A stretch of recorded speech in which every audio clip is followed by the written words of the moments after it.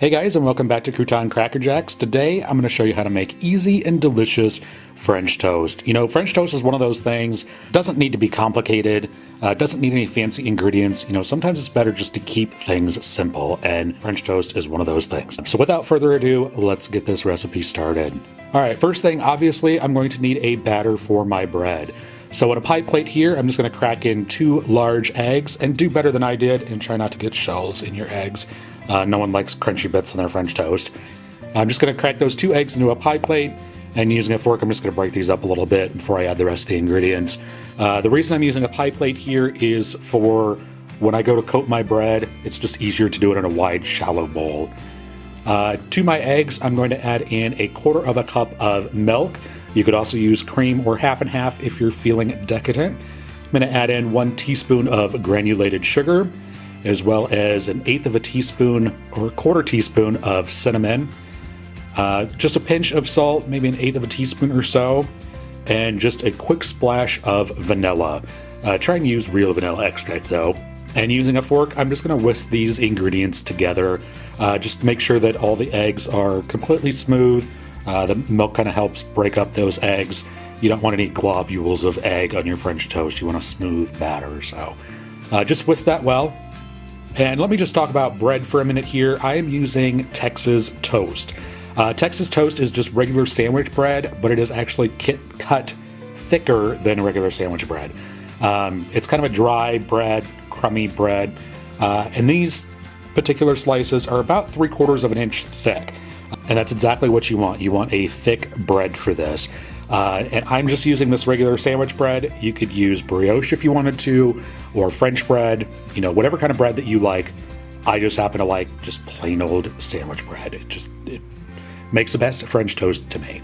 Now I've got a frying pan over medium-high heat here.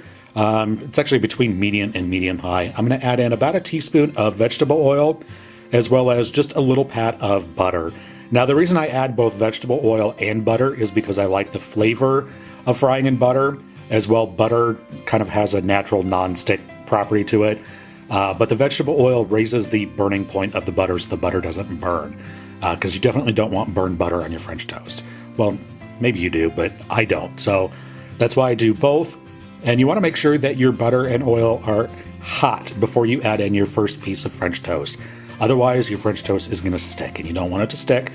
And you know when it's ready when the solids, the milk solids in the butter start to brown.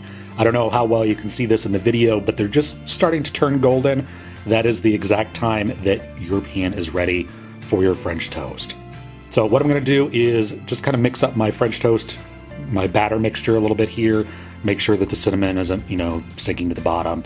And dunk your bread just really quickly on one side, flip it over, get it coated on the other side, let it drip a little bit, and then add that to your pan.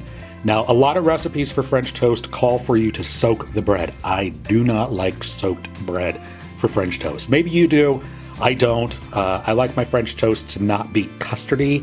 I like it to still be bread in the center. So I just do a light coat on both sides, and I'm just gonna let this go for a couple minutes until it gets nice and golden brown on the bottom.